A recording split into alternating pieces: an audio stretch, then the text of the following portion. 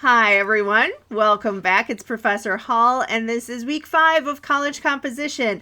So, this is the end of our module.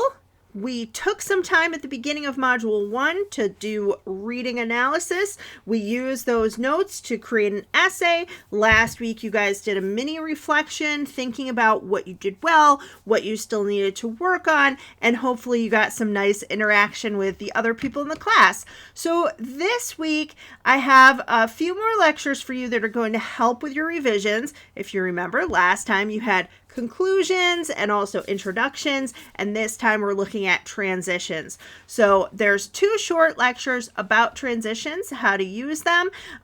There's also, and I just had to move it because it wasn't visible for you guys, but there's also a list here of transitional devices that takes you to this website, and they're grouped they're grouped in different categories. So if you're repeating something, if you're emphasizing something, if you're showing time, it's a really nice list and a really good resource. So those 2 things, plus the lectures from last week, should help you in doing your final draft.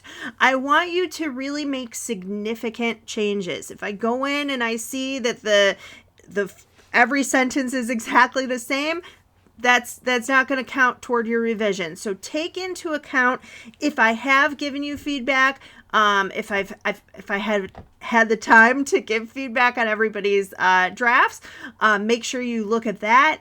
If I have not yet had the opportunity to do that from your first draft, go back into your reflection from last week. Think about what you did well, what you want to work on. Revise the introduction, revise the conclusion, add transitions based on some of the things that are in the lectures for this week.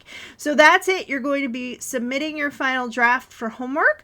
And then next week, we're going to be moving on to analyzing an argument in a little bit more depth than we did for this project. So that's it. That's what's coming up. I can't wait to see your revisions. Thanks, everyone.